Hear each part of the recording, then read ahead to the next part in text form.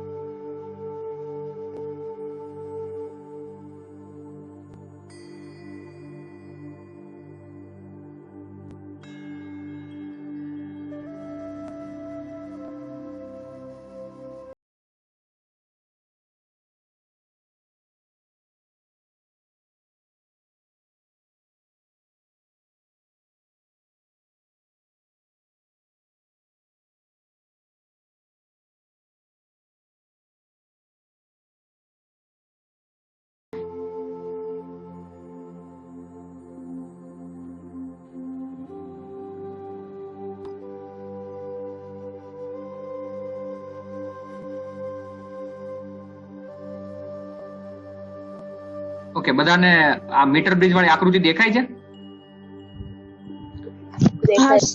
હા સર.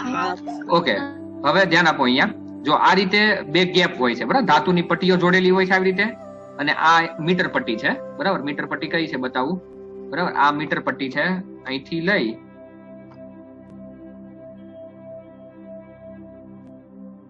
ધ્યાન આપજો, બરાબર. આ મીટર પટ્ટી છે આટલે સુધી, બરાબર, જ્યાં ધાતુનો એક તાર જોડેલો છે, બરાબર. અને આ એક ગેપ છે અને આ બીજી ગેપ છે, બરાબર. આ રીતે પ્રેક્ટિકલ હોય છે, બરાબર. અને આની સાથે નીચેથી એક બેટરી જોડેલી હોય છે અને કળ જોડેલી હોય છે, અને આની આ વચ્ચેનું જે બટન છે, આ બધાને દેખાતું છે આ બટન, બરાબર. એની સાથે ગેલ્વેનોમીટર જોડી અને અહીંયા એક ચોકી જોડેલી હોય છે, જેના તાર ઉપર તમે ગમે ત્યાં ઘસી શકો, બરાબર, કોન્ટેક્ટ કરાવી શકો. ઓકે, હવે આપણે ફરીવાર આપણી થિયરીમાં આવીએ. બધા ધ્યાન આપજો એમાં.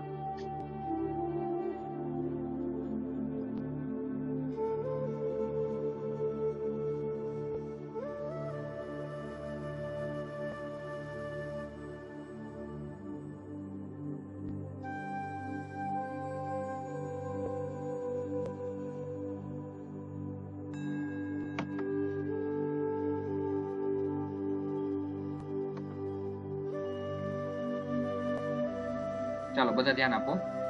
પેલા તો આકૃતિનું વર્ણન લખવાનું છે, અને આકૃતિનું વર્ણન કંઈક આ રીતે લખેલું છે. આકૃતિમાં મીટર બ્રિજની પ્રાયોગિક રચના દર્શાવેલી છે, બરાબર. બરાબર, ચોપડીમાં તમે આકૃતિ પાછા જોતા રહેજો, બરાબર. હું તમને ખાલી લખાણ બતાવું છું. આકૃતિમાં મીટર બ્રિજની પ્રાયોગિક રચના દર્શાવેલી છે. મીટર બ્રિજને બે ગેપ હોય છે, એમાંથી પ્રથમ ગેપમાં અજ્ઞાત અવરોધ R જોડેલો છે અને બીજી ગેપમાં જ્ઞાત અવરોધ S જોડેલો છે. તો આમાંથી આપણે કોનું મૂલ્ય શોધવાનું હશે, R નું કે S નું? R. ઓકે, R નું. ઓકે, તો બરાબર, અજ્ઞાત અવરોધ જે છે એ પહેલી ગેપમાં જોડવાનો છે, અને જેનું મૂલ્ય આપણે જાણીએ છીએ એ બીજી ગેપમાં જોડવાનું છે. આગળ ધ્યાન આપજો. અહીં નીચેના ભાગમાં 1 મીટર લંબાઈ, 1 મીટર લંબાઈના કાઉન્સમાં લખ્યું છે 100 સેન્ટીમીટર, બરાબર, હોય એવો એક તાર જોડેલો છે, બરાબર. અને એ તારની સાથે એક બેટરી અને એક કળ જોડેલી છે.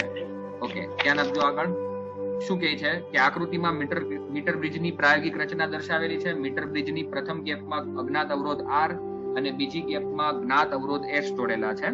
નીચેના ભાગમાં જેની લંબાઈ 1 મીટર હોય 100 સેન્ટીમીટર એવો તાર જોડેલો છે, એની નીચે EMF ધરાવતી બેટરી અને એક કળ જોડેલી છે.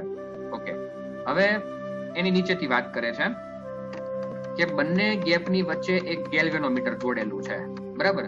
અને આ ગેલ્વેનોમીટર સાથે એક શબ્દ વાપરેલો છે કે જો કી જોડવામાં આવે છે, બરાબર. આ એક પ્રકારની પેન્સિલ જેવી રચના હોય છે, બરાબર, કે જે વિદ્યુત પ્રવાહનું જે ઇન્ડિકેશન છે, બરાબર, એનો કોન્ટેક્ટ કરવા માટે વપરાય છે, બરાબર. તમે તાર જોડી એની સાથે જોકી જોડી અને તાર ઉપર ઘસો એટલે કે જે જગ્યાએ તમે કોન્ટેક્ટ કરાવેલો છે, બરાબર, ત્યાંથી એ ગણાય, બરાબર. એવું ગણી શકીએ આપણે.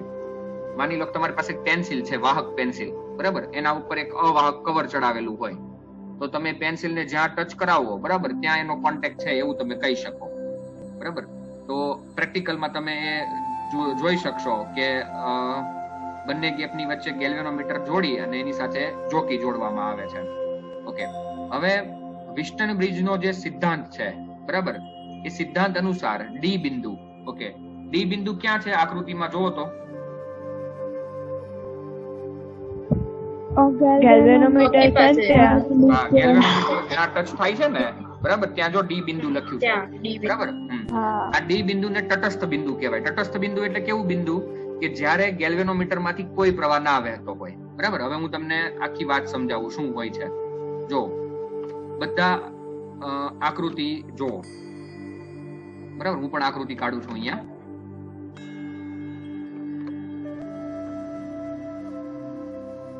ઓકે, હવે બધા ધ્યાન આપજો. જો અહીંયા કઈક એવું છે કે એક ગેપની અંદર તમે અવરોધ જોડ્યો R, બરાબર, બીજી ગેપની અંદર તમે અવરોધ જોડ્યો S, બરાબર. આમાંથી અજ્ઞાત અવરોધ R છે અને જ્ઞાત અવરોધ S છે. ઓકે, હવે નીચે 100 સેન્ટીમીટરની લંબાઈનો તાર જોડેલો છે જેની લંબાઈ ટોટલ 1 મીટર છે એવું કહી શકીએ. એની સાથે એક બેટરી અને કળ K1 જોડેલા છે. ઓકે, હવે બંને ગેપની વચ્ચેથી B બિંદુ પાસેથી એક ગેલ્વેનોમીટર જોડી અને એની સાથે એક જોકી જોડેલી છે, બરાબર. હવે તમે આ છેડો, બરાબર, અહીંયા લગાડશો ને એ બિંદુ આગળ, તો ગેલ્વેનોમીટર એક તરફ આવર્તન દર્શાવશે. માનો કે જમણી તરફ આવર્તન દર્શાવે છે, આ તરફ. અને આ છેડો તમે અહીંયા સી બિંદુ પાસે લગાડશો ને તો એ જ ગેલ્વેનોમીટર ડાબી તરફ આવર્તન દર્શાવશે, બરાબર. કારણ કે એક બાજુ પ્રવાહ ધન હોય, બરાબર, કારણ કે એક બાજુ બેટરીનો છેડો ધન છે ને એક બાજુ બેટરીનો છેડો ઋણ છે. હવે તમારે શું કરવાનું છે, આ તાર ઉપર એ જોકીને સરકાવવાની છે, બરાબર. હવે માની લો કે અહીંયા ડાબી બાજુ આવર્તન દર્શાવે છે તો તમારે સરકાવી અને ધીમે ધીમે આગળ લઈ જવાની છે. તો તમે જેમ આગળ લઈશો ને એમ ડાબી તરફથી જમણી તરફ ખસતી જશે, બરાબર. પેલો કાંટો જે છે ગેલ્વેનોમીટરનો એ ડાબી તરફથી જમણી તરફ ખસતો જશે. તમે એ બિંદુ પાસે પહોંચશો ને એટલે એક્ઝેક્ટ જમણી તરફ આવી જશે. તો વચ્ચે કોઈ એક એવું બિંદુ તો હોય ને કે જ્યાં ગેલ્વેનોમીટરનો આવર્તન કેવું થઈ જાય, શૂન્ય થઈ જાય, 0 થઈ જાય, બરાબર. આ જે બિંદુ મળ્યું ને એને આપણે કહીએ તટસ્થ બિંદુ, બરાબર. હું ફરીથી સમજાવું છું શું કહેવા માંગે છે અહીંયા. એ અઘરું નથી પણ તમારે પ્રેક્ટિકલી વિચારવું પડશે, બરાબર. મીટર બ્રિજની એક ગેપમાં અવરોધ R જોડેલો છે, આ અજ્ઞાત અવરોધ છે, અને બીજી ગેપમાં અવરોધ S જોડેલો છે. ઓકે, હવે અહીંયા જો તમે સી બિંદુ પાસે લગાડશો જોકી, બરાબર, તો ડાબી તરફ આવર્તન દર્શાવે છે અને એ બિંદુ આગળ લગાડો છો તો જમણી તરફ આવર્તન દર્શાવે છે. હવે તમે જોકીને આ 1 મીટરનો જે લંબાઈ વાળો તાર છે એના ઉપર આમ સરકાવતા જાઓ ધીમે ધીમે ધીમે ધીમે ધીમે ધીમે, તો ડાબી તરફથી જમણી તરફ કાંટો ખસતો જાય. તો કોઈ વચ્ચે એવું તો બિંદુ મળે ને કે જ્યાં ના ડાબી તરફ હોય કે ના જમણી તરફ હોય, વચ્ચેનું બિંદુ હોય, બરાબર. આ બિંદુને કહેવામાં આવે તટસ્થ બિંદુ, બરાબર. હવે જો આ તમે આકૃતિને જો તમારી નજર ક્ષમતા હોય ને તો તમે એક વસ્તુ વિચારી શકો અહીંયા કે આ આકૃતિ આપણા વિસ્ટન બ્રિજના આકૃતિ જેવી છે. આટલી આકૃતિ કઈ રીતે? તો જો ઉપર 2 અવરોધ, બરાબર. કયા કયા અવરોધ? R અને S, બરાબર. નીચે 2 અવરોધ, AD તાર અને DC તાર, બરાબર.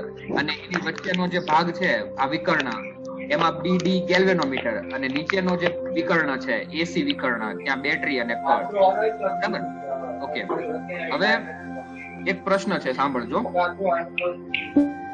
કોઈનો વોલ્યુમ ચાલુ છે. એક પ્રશ્ન છે, સાંભળો. માની લો કે તમને ડી બિંદુ તટસ્થ બિંદુ મળ્યું, બરાબર. તમને ડી બિંદુ જે છે એ તટસ્થ બિંદુ તરીકે મળ્યું અને AD ની લંબાઈ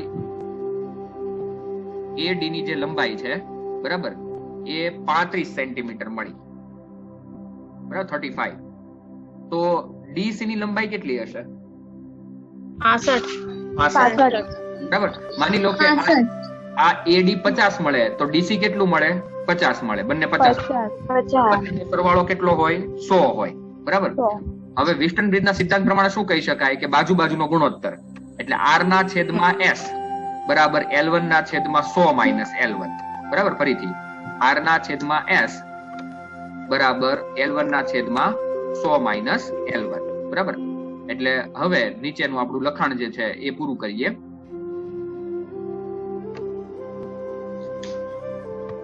ચાલો ધ્યાન બધાનું અંદર.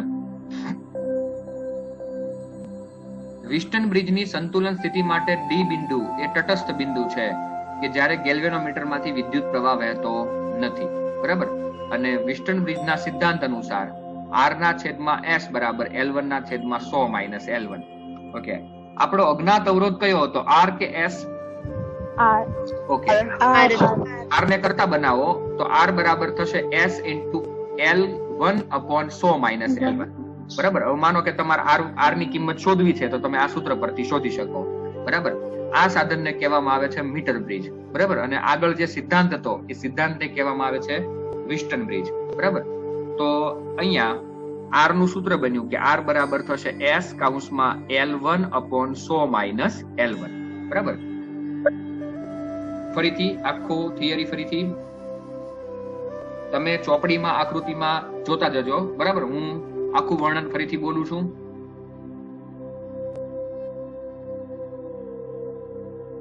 પહેલો મુદ્દો કે આકૃતિમાં મીટર બ્રિજની પ્રાયોગિક રચના દર્શાવેલી છે.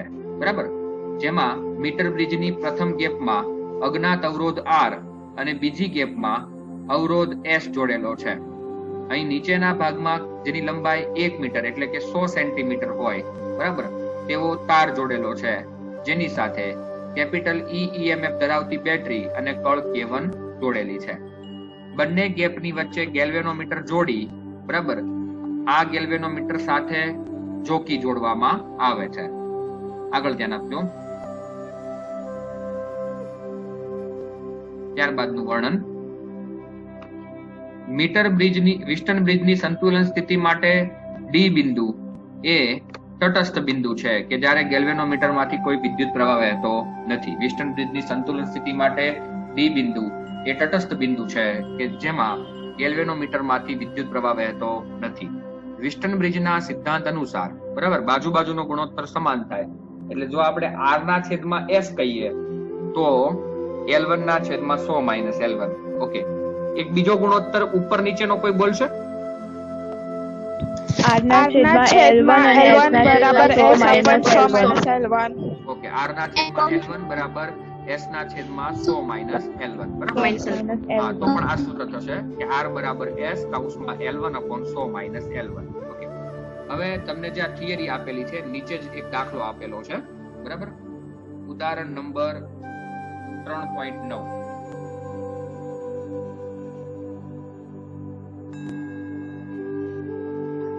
ચાલો બધાનું ધ્યાન અંદર રકમમાં. ઓકે. તમને મીટર બ્રિજની આકૃતિ યાદ છે બરાબર.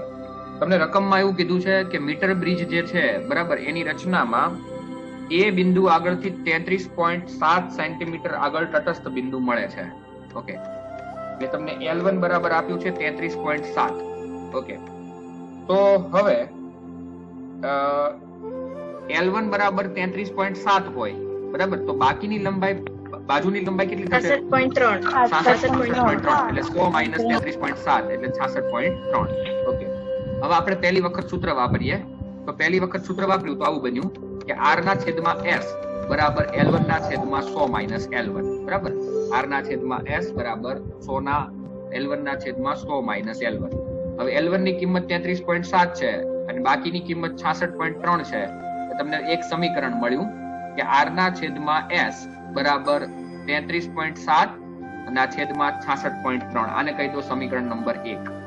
ઓકે, આ કિંમત બધા લખી નાખો તો હું તમને ગણતરી આના પછી તમે જાતે કરવા આપવાનો છું. એટલે આ પેલું સમીકરણ બધા લખી દેજો. r ના છેદમાં s બરાબર 33.7 ના છેદમાં 66.3. સમીકરણ નંબર 1 લખી દો બધા.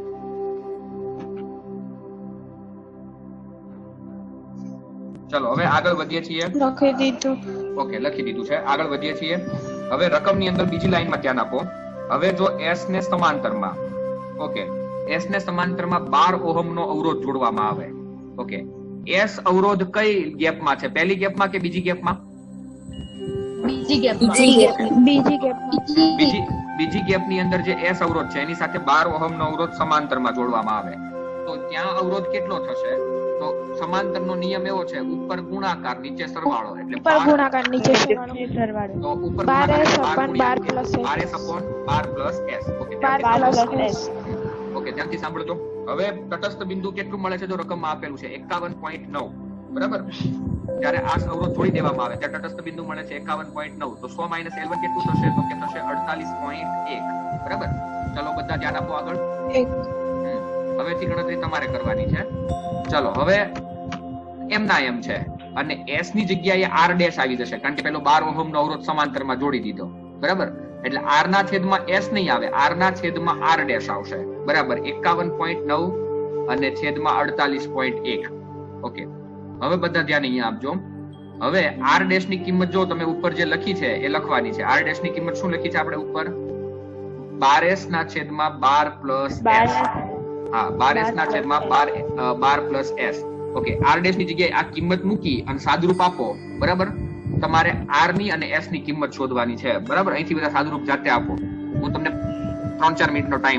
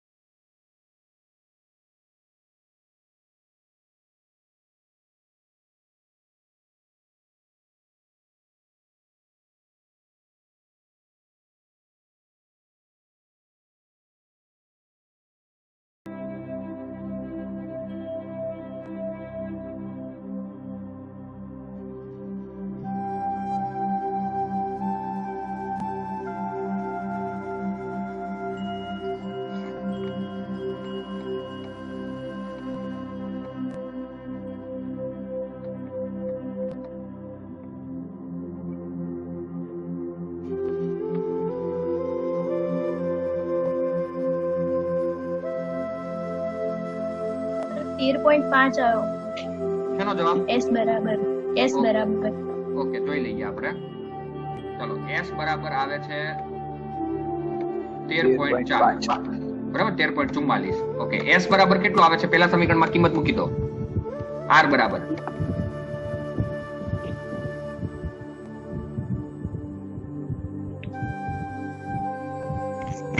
સર r બરાબર 6.8. 6.83, બરાબર. ચાલો સમજાઈ દો એકવાર બધાને કે કઈ રીતે ગણતરી કરેલી છે, બરાબર. બધા ધ્યાન આપજો. જો આપણે r ના છેદમાં r ડેશ બરાબર 51.9 ના છેદમાં 48.1 એવું જોયું, બરાબર. હવે r ડેશ ની જગ્યાએ આપણે આ કિંમત મૂકી દીધી કે 12s ના છેદમાં 12 + s. ઓકે, તો 12 + s જે છે એ ઉપર જશે, બરાબર. છેદનો છેદ અંશમાં જશે. ત્યારબાદ શું કર્યું કે r ના છેદમાં s લાવી દીધું, બરાબર. અને આ 12 જે છે એ આ છેદમાં રહેવા દીધા. હવે આનું છેદ વિભાજન થશે 12 ના છેદમાં 12 + s ના છેદમાં 12, બરાબર. 12 ના છેદમાં 12 એટલે 1 ઉડી જશે અને + s ના છેદમાં 12. r ના છેદમાં s ની કિંમત આપણે સમીકરણ 1 પરથી મૂકી 33.7 ના છેદમાં 66.3. હવે આ કિંમત સામેની બાજુ જશે એટલે 66.3 ગુણાકારમાં જશે, 33.7 જે છે એ ભાગાકારમાં જશે, બરાબર. સાદુરૂપ આપી અને s ને કરતા બનાવી દેવાનો, બરાબર. s ને કરતા બનાવશો તો તમારો જવાબ આવશે 13.44, બરાબર. હવે તમારું જે પહેલું સમીકરણ છે એમાં s ની કિંમત મૂકી દો એટલે તમને r ની કિંમત મળી જશે કે r ના છેદમાં s બરાબર 33.7 ના છેદમાં 66.3, બરાબર. એટલે તમારો જવાબ આવશે 6.83, બરાબર, જે તમારો r નો જવાબ છે. હા બોલો. હેલો.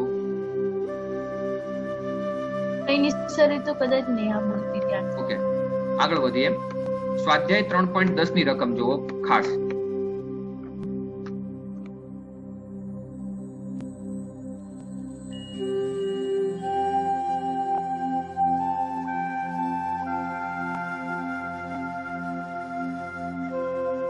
ચાલો, સ્વાધ્યાય 3.10 ની અંદર રકમમાં શું કહે છે?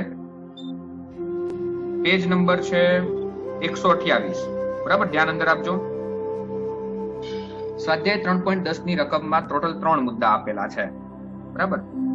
એમાં એવું કહે છે પહેલા મુદ્દાની અંદર એક મીટર બ્રિજમાં જ્યારે અવરોધ y હોય, બરાબર, y અવરોધ કેટલો હોય? 12.5 હોય, ત્યારે એ છેડાથી તટસ્થ બિંદુ કેટલું મળે છે?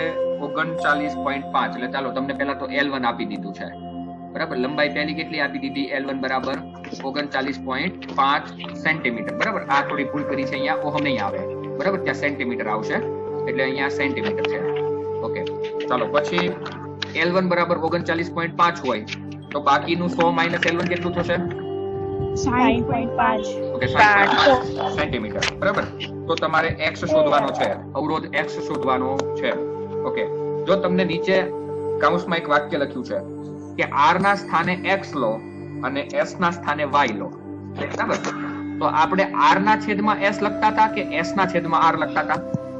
R ના છેદમાં S. તો અહીંયા આપણે x ના છેદમાં y લખશું, બરાબર. x ના છેદમાં y બરાબર L1 ના છેદમાં 100 - L1, બરાબર.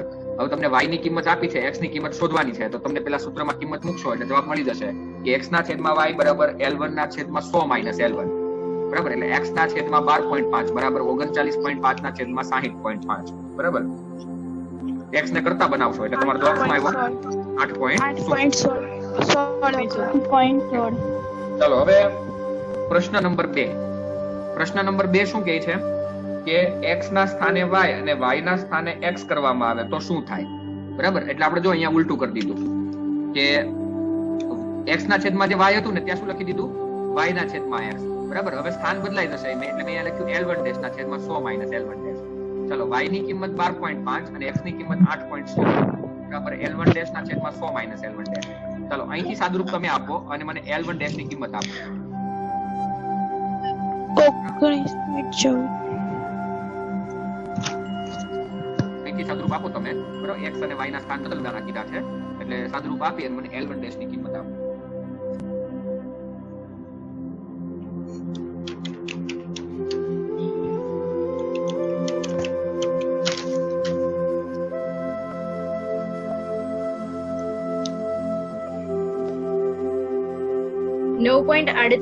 L1 dash. ફરીથી કરો. Hello sir. ખોટું છે, ફરીથી કરો. થોડી ગણતરીમાં ભૂલ કરી છે. 60.5. 60.5 આવે. હા, 60.5 આવશે.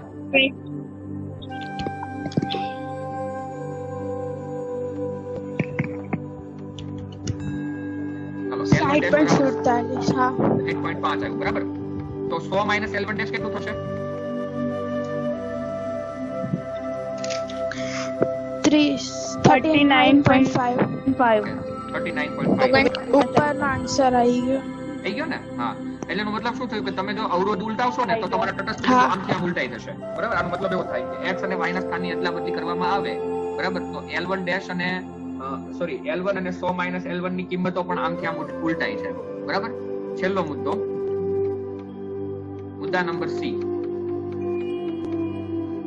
ચાલો, પ્રશ્ન શું કહે છે? વાંચો પ્રશ્ન. બ્રિજના તટસ્થ બિંદુ આગળ ગેલ્વેનોમીટર અને બેટરીની અદલાબદલી કરવામાં આવે તો શું ગેલ્વેનોમીટરમાંથી કોઈ પ્રવાહ બતાવશે? ગેલ્વેનોમીટરના સ્થાને બેટરી અને બેટરીના સ્થાને ગેલ્વેનોમીટર જોડી દેવામાં આવે તો પિસ્ટન બ્રિજમાં કોઈ ફરક પડે ખરો? ના ના. નતું ઓકે, પડતું. કોઈ ફરક પડશે નહીં, બરાબર. એટલે ગેલ્વેનોમીટર પ્રવાહ બતાવશે નહીં, બરાબર. નહીં.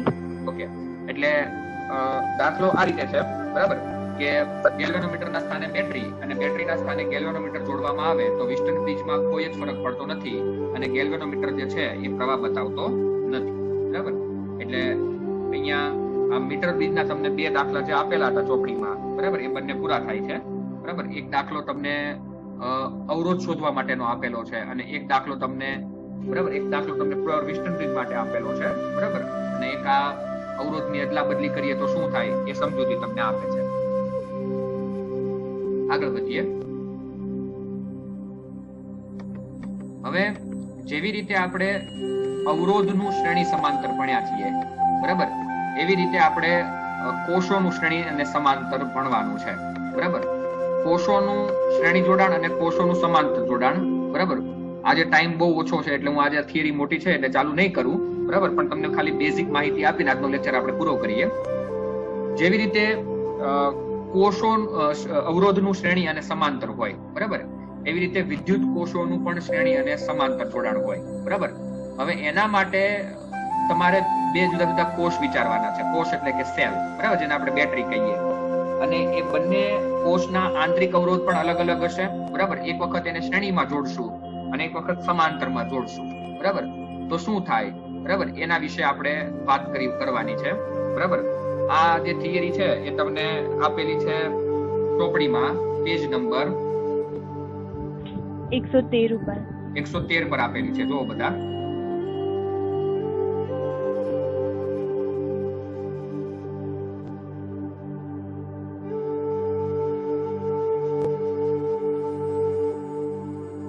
ઓકે, બરાબર. કોષોનું શ્રેણી અને સમાંતર જોડાણ, બરાબર. તો એમાં બે અલગ અલગ થિયરીઓ છે કે કોષનું શ્રેણી જોડાણ અને કોષનું સમાંતર જોડાણ, બરાબર. તો ખાલી આજે થોડી પ્રાથમિક વાત કરીએ, બરાબર. કોઈ સિદ્ધાંત કેવું સમજાવતો નથી. અહીંયા તમને બે બેટરી આપેલી છે કે જેના EMF E1 અને E2 છે અને એના આંતરિક અવરોધ R1 અને R2 છે, બરાબર. એને શ્રેણીમાં જોડેલી છે. તો શ્રેણીમાં જોડાણ માટે વિદ્યુત પ્રવાહને વહેવા માટે એક જ માર્ગ ઉપલબ્ધ હોય છે, બરાબર. એ ઉપરાંત વાત એ છે શ્રેણી જોડાણમાં સિમ્પલ છે કે બે પ્રકારના જોડાણ હોય, બરાબર. ખાલી પ્રાથમિક વાત અહીંયા હું કરું છું. જોડાણના પણ બે પ્રકાર હોય. ચાલો ખાલી જોડાણના પ્રકાર આજે આપણે સમજી લઈએ. આ બેટરીનો ઋણ છેડો છે, પહેલી બેટરીનો.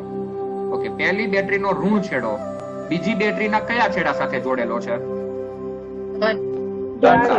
ઓકે, તો એક બેટરીનો ઋણ છેડો બીજી બેટરીના ધન છેડા સાથે જોડેલો હોય તો એને સહાયક જોડાણ કહેવાય. સાંભળજો, બરાબર. કોઈ એક બેટરીનો ધન છેડો બીજી બેટરીના ઋણ છેડા સાથે અથવા કોઈ એક બેટરીનો ઋણ છેડો બીજી બેટરીના ધન છેડા સાથે જોડેલો હોય તો એને કહેવાય સહાયક જોડાણ.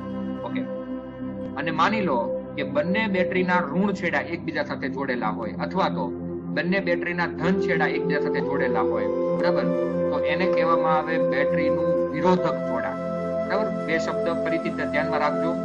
જો બંને કોષને ધન ઋણ અને ઋણ ધન એમ જોડેલા હોય તો સહાયકમાં કહેવાય. સહાયકમાં EMF નો સરવાળો થાય, બરાબર, કારણ કે બંને બેટરી એક સાથે કામ કરે. અને માની લો કે ઋણ છેડા સાથે ઋણ છેડો અને ધન છેડા સાથે ધન છેડો આવી રીતે જોડેલું હોય તો એને વિરોધક કહેવાય. એમાં EMF ની બાદબાકી થાય. માની લો કે E1 મોટું હોય ને E2 નાનું હોય તો E1 - E2 થાય, અથવા તો E2 મોટું હોય ને E1 નાનું હોય તો E2 - E1 થાય. એવું શું કામ થાય, બરાબર. હવે એ બધી વસ્તુઓ આપણે કાલે સમજીશું, બરાબર. તમારો પ્રશ્ન ફરીથી કહી દઉં છું એવો છે કોષોનું શ્રેણી જોડાણ અને સમાંતર જોડાણ, બરાબર. કાલે બંને પ્રશ્ન આપણે ભણવાના છે, બરાબર. બેટરીના જોડાણ માટે બે મુદ્દાઓ છે. શ્રેણી સમાંતર તો ખરું જ, બરાબર. કોઈ એક બેટરીના ધન સાથે કોઈ બીજી બેટરીનો ઋણ છેડો હોય તો સહાયક, કોઈ એક બેટરીના ધન છેડા સાથે બીજી બેટરીનો ધન છેડો હોય તો વિરોધક. ઓકે, હવે 1-2 મિનિટની વાર છે. થોડાક પ્રશ્નો હું પૂછી લઉં તમને. આ ચેપ્ટરમાં થોડી ઘણી ખબર પડે છે ને 80-90% જેવી? હા સર. હા, થોડું શું છે કે ડિસ્ટન્સ છે ને તમારા અમારા વચ્ચે એટલે થોડું બેકઅપ નહીં લઈ શકાતું, બરાબર. પણ તમે થોડું જાતે મહેનત કરવાનું રાખજો, બરાબર. જેથી શું થાય કે રોજનું રોજ ચાલેલું છે ને બરાબર એ ભૂલાય નહીં. બીજું કે આવતા વીકમાં બરાબર 2-3 દિવસ પછી હું તમારી આ ચેપ્ટરની એક્ઝામ ગોઠવી દઈશ. બરાબર એક્ઝામનું પેપર હું તમને મોકલી દઈશ. બરાબર બધા જે રીતે આપણે સ્કૂલમાં પેપર લઈએ છીએ ને એ રીતે પ્રામાણિકતાથી પેપર લખી દેજો. એટલે આ 2 દિવસમાં શનિ અને રવિ બંને દિવસમાં તમે જેટલું આપણું ચાલ્યું છે ને બરાબર એટલું એકવાર તૈયાર કરતા જજો.